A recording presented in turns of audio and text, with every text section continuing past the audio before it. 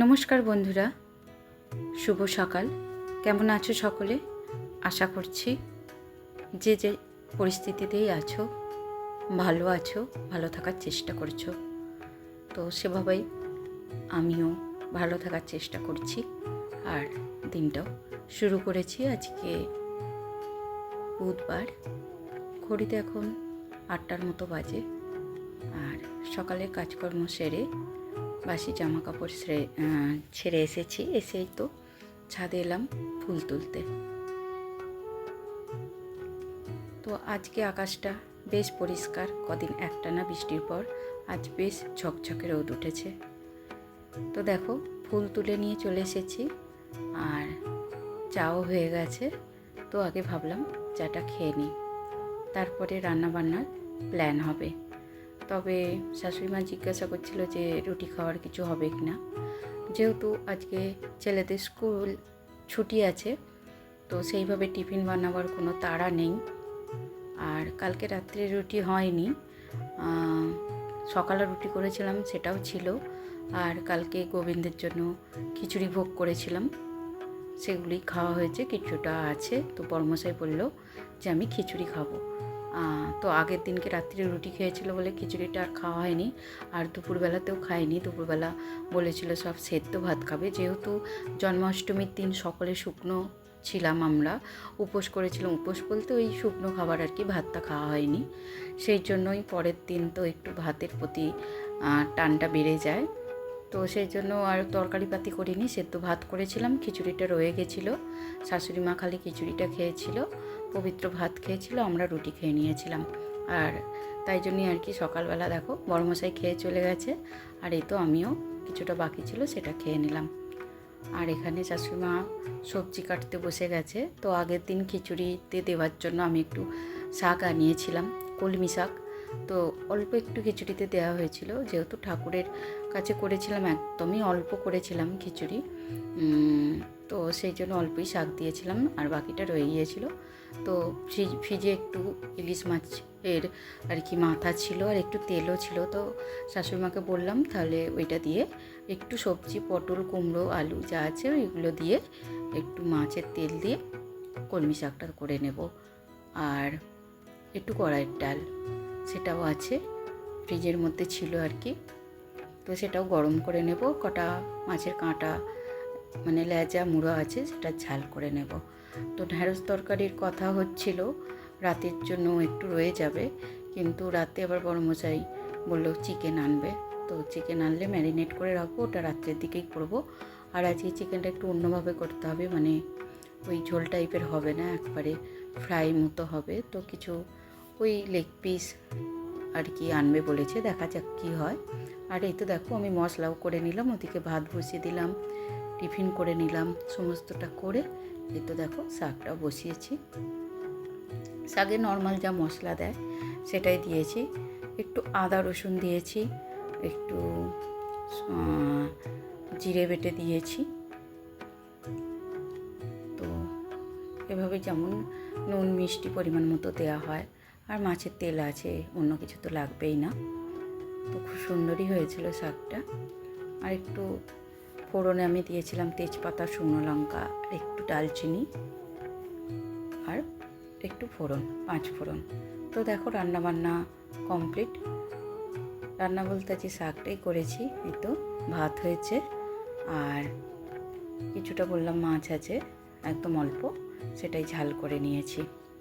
তারপরে বড়মশাই চিকেন নিয়ে চলে এসেছিলো, তো ওটাকেই ভালো করে ধুয়ে নিচ্ছি। ওটার জন্য আমাকে আবার আলাদা প্রিপারেশান করতে হবে সুন্দর করে ম্যারিনেট করার জন্য। তো কিছু আদা রসুন আমি ছাড়িয়ে নিয়েছি।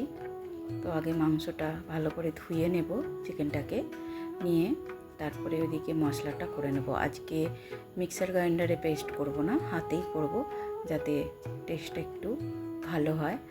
আর যে ড্রামস্টিকগুলো দেখতে পাচ্ছ, মেনলি ওগুলোই আর কি একটু ওই কড়াই তান্দুরি স্টাইল যেমন হয় আর কি, সেরকম মানে আমি আমার মতো করেই করব আর কি। তো পুরোটা তোমাদের সাথে শেয়ার করব, আশা করছি তোমাদের ভালো লাগবে। আর সত্যি বলছি বন্ধুরা, রান্নাটা কিন্তু সত্যি একটু ইউনিক হয়েছিল, অন্যরকম হয়েছিল। খুবই সুন্দর হয়েছিল বলা যেতে পারে। তো দেখো এখানে কিছুটা রসুন, একদমই অল্প আদা রসুন রাখছি, মাংসের পরিমাণটা খুব একটা বেশি নয়, আর যেহেতু গ্রেভি করব না। আর রসুনটাকে এইভাবে আমি থেঁতো করে নিয়েছি, একবারে মিহি পেস্ট করিনি। আর কাঁচা লঙ্কার আদা একসাথে একটু পেস্ট করে নিচ্ছি, মানে বেটে নিচ্ছি। আর শিলনোড়ায় মশলা করলে জানো তো বন্ধুরা, একটু সময় বা একটু ধৈর্যের ব্যাপার লাগে, তবে টেস্টটা কিন্তু সত্যি একটু হলেও মিক্সার গ্রাইন্ডারের থেকে আলাদা হয়।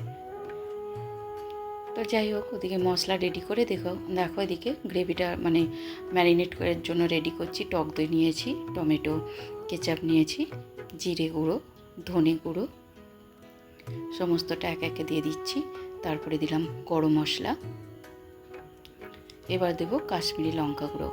ওই ছোটো যে একটা প্যাকেট হয় সেটাই আনিয়েছিলাম, পুরো প্যাকেটটাই দিয়ে দিলাম, এটা কালারের জন্য। আর অন্য লঙ্কা গুঁড়ো খুবই কম দেব। হলুদ গুঁড়ো দিলাম, আর একটু লেবুর রস,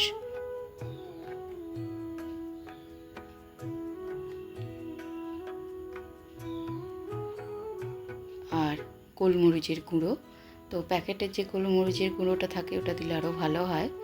তারপরে দেব ধনে পাতা আর কসুরি মেথির পাতা। কারি পাতাও দিতে হবে বন্ধুরা, তবে কারি পাতাটা সেই মুহূর্তে আমার কাছে ছিল না, তবে পরে আমি দিয়ে দিয়েছিলাম। তো বেলার দিকে মানে পরে আমার বড়মশাই এনেছিল, আমি দিয়েছিলাম। এবার দিলাম দেখো স্বাদ অনুযায়ী লবণ, আর একদম মানে হাফ টেবিল স্পুনের মতো তেল দিলাম। আর কোনো রকম কিন্তু এই রান্নাটা আমি তেল ব্যবহার করব না, এক প্রকার বলতে পারো তেল ছাড়াই রান্নাটা হবে। তো ওইটুকুই বাস তেল, আর কিন্তু আমি রান্নার সময় কোনো তেল দেব না। আর এদিকে যে মশলাটা পেস্ট করেছিলাম আদা রসুন কাঁচা লঙ্কা, সেটাও দিয়ে দিলাম। খুব সুন্দর করে মশলাগুলো মিশিয়ে নিয়ে এবার মাংসগুলো দিয়ে দিচ্ছি। দেখো অল্প মাংস আমি ম্যারিনেট করেছি, তো ভাবলাম সবটা এর মধ্যে ধরে যাবে, তো যেটুকু ধরেছি সেটুকু দিয়েছি। এবার বাকিটা আমি পরে আবার অন্য পাত্রে রেখে দেব। যেহেতু এটাতে আমি করে ফেলেছি, ভাবলাম এটার মধ্যেই ম্যারিনেট করে রাখি ড্রামস্টিকগুলো, আর বাকিগুলো অন্য একটা পাত্রের মধ্যে ম্যারিনেট করে নেব। তো যাই হোক, ম্যারিনেট করে ফ্রিজে ভরে দিয়েছি, দিয়ে বাকি কাজগুলো করে নিচ্ছি। দেখো ঝাড়ু দিয়ে নিচ্ছি পুরো হলটা। তো আজকে রান্না বিশেষ ছিল না, রান্নাটা অনেকটা আগেই কমপ্লিট হয়ে গেছিলো, কিন্তু ওই যে চিকেনটা আনার পর ওটার পিছনে আমাকে অনেকটা সময় দিতে হলো, কারণ চিকেনটাকে পরিষ্কার করে ধোয়া, তারপরে মশলা করা, ম্যারিনেট করা, সমস্তটা গোছাতে গোছাতে প্রায় আমার 45 মিনিট 1 ঘন্টার মতো টাইম লেগে গিয়েছিল, 45 মিনিট আরামসে। তো যাই হোক, ওদিকে কাজকর্ম সেরে ঘরে যখন এলাম তখন দেখছি বিছানা যেমন তেমন পড়ে আছে, কারণ সিধু আজকে অনেকটা বেলায় উঠেছে, স্কুল ছিল না বলে। আর আজকে বেড কভারটাও পাল্টে দিলাম, দিয়ে এই তো ঘড়িতে দেখতেই পেলে 12:30 বাজে, তখন এসে আমি বিছানার মানে বেড কভারটা চেঞ্জ করলাম, বিছানাটা গুছিয়ে নিলাম। আর বিছানা যতক্ষণ না দেখবে ঘরের মধ্যে গোছানো না থাকে, অগোছালো হয়ে পড়ে থাকে, যেন মনে হয় ঘরটা একেবারেই বাজে লাগে, আর একটা যেন কাজ ইনকমপ্লিট রয়ে যায়। তো যাই হোক বন্ধুরা, অনেকটা সময় কাটিয়ে চলে এলাম সন্ধ্যাবেলায়। এই তো দেখো রুটি করছি, তার আগে একটু আলুর ছেঁচকি করে নিয়েছি, কারণ ওবেলা দেখতেই পেলে শাক তরকারি করেছিলাম, আর অন্য কিছু তরকারি ছিল না। তো শাশুড়ি মা তো চিকেন খায় না, তো জিজ্ঞাসা করলাম কি করব, তো মা বললো একটুখানি আলুর তরকারি করো। তো ওই আলু ছেঁচকি করলাম আর কি, একটু 5 ফোড়ন কাঁচা লঙ্কা দিয়ে। আর তারপরে আটাটা মেখে নিয়ে আটাটা আগে রুটিটা করে নিচ্ছি, নিয়ে এবার তারপরেই চিকেনটা করবো। চিকেনটা ফ্রিজ থেকে বার করে রেখেছি। আর আজকে সন্ধ্যাবেলা আর পড়ানো হলো না সিধুকে, এই জন্যই জানো তো সন্ধ্যাবেলার দিকে কোনো কাজ রাখতে চাই না। তরকারিও আমি সকালের দিকে করে রাখি বেশিরভাগ সময়টা, কারণ না হলে কিন্তু ছেলেকে পড়ানো যায় না, এইসব করার পর এনার্জি কিন্তু কাজ করে না। তবে আজকে সুমনা দুপুরবেলাটা পড়িয়ে গেছিলো বলে আর চিন্তা ছিল না। তো যাই হোক, দেখো একেবারে ফ্রিজ থেকে বার করা যে চিকেনটা বার করে রেখেছিলাম একেবারে কুকারের মধ্যে দিয়ে দিলাম, কোনো রকম নাড়াচাড়ার সিন নেই, একদম ডাইরেক্ট কুকারে দিয়ে দিলাম। এটা একদমই আমার পদ্ধতি, নিজস্ব পদ্ধতি, আমি কোনো কারোর দেখেও নি, কপিও করিনি, পুরো নিজের আইডিয়াতে করেছি। আর মাংসটা এই পর্যায়ে এত সুন্দর সফট আর শুকনো শুকনো ছিল, তো এই অবস্থাতেও খাওয়া যাবে। তো আমি কি করলাম, যে ড্রামস্টিকগুলো মানে লেগ পিসগুলো ছিল সেগুলোকে বার করে নিয়েছি। পুরো মাংসটাকে ঢেলে নিলাম আগে, নিয়ে লেগ পিসগুলোকে বার করে একটুখানি ওই ননস্টিকের কড়াইয়ের মধ্যে বাটার দিয়ে একটু ফ্রাই করে নিয়েছিলাম, মানে ওই তন্দুরি স্টাইলের। সত্যি বলছি বন্ধুরা, কেনা তন্দুরির থেকে বাড়িতে এভাবে বাচ্চাদের বানিয়ে দিলে আমার মনে হয় অনেক ভালো। এতে কোনো রকম কালার থাকে না, আর টেস্টেও কোনো রকম প্রবলেম হয় না বা পেটের সমস্যা হয় না। খুব সুন্দর, মানে হয়তো কেনার একটা টেস্ট থাকে, কিন্তু এই কেনার টেস্টের থেকে আমি বলবো ডবল টেস্টি ছিল। তো তোমরা চাইলে ওই পর্যায়ে যেমন ছিল তেমন ওই পর্যায়ে খেতে পারো। কুকারটা আরেকবার মানে খোলা অবস্থাতেই রেখে একটু নাড়িয়ে নামিয়ে নিয়ে খেতে পারো, আর এরকমভাবে একটু বাটারে ফ্রাই করেও নিতে পারো। তো আমি স্টিকগুলোকে মানে লেগ পিসগুলোকে এভাবে ফ্রাই করে নিয়েছিলাম, আর একদম তন্দুরি ফ্লেভারের কোনো রকম কমতি ছিল না।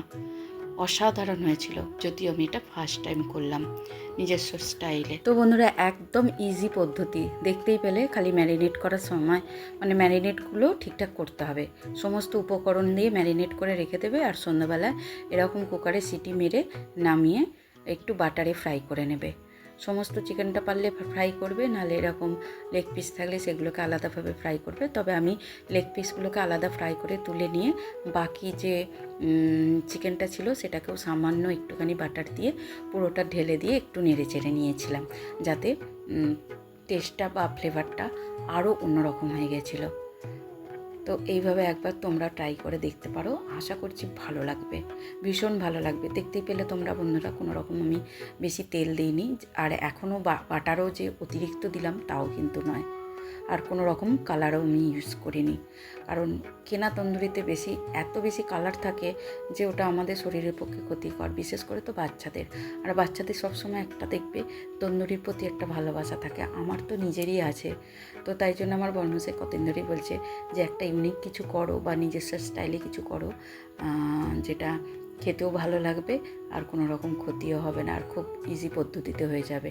তো সত্যি বন্ধুরা, এত ইজিভাবে হয়েছে তোমাদেরকে কি বলবো। জাস্ট বসিয়েছি, সিটি মেরেছি 15 থেকে 20 মিনিটের মধ্যে। যেখানে চিকেন করতে নর্মাল আমার লো টু মিডিয়াম গ্যাসে আমি করি 45 মিনিট থেকে 1 ঘন্টার বেশিও হয়ে যায়, 1 ঘন্টা 15 মিনিটও লেগে যায়, যেহেতু আমাদের অনেকটা করে চিকেন হয়। তো যাই হোক বন্ধুরা, যদি তোমাদের আজকের ভিডিওটা একটু ভালো লাগে প্লিজ লাইক, কমেন্ট, শেয়ার, আর যারা চ্যানেলে নতুন আছে তারা সাবস্ক্রাইব করে আমার পাশে থেকো। যারা অলরেডি করেছো তাদেরকে আমার অনেক অনেক ধন্যবাদ, অনেক অনেক ভালোবাসা। সকলে খুব ভালো থেকো, সুস্থ থেকো, সাবধানে থেকো। দেখা হবে আবারও নতুন আরও একটা ভিডিওতে। ততক্ষণের জন্য টাটা।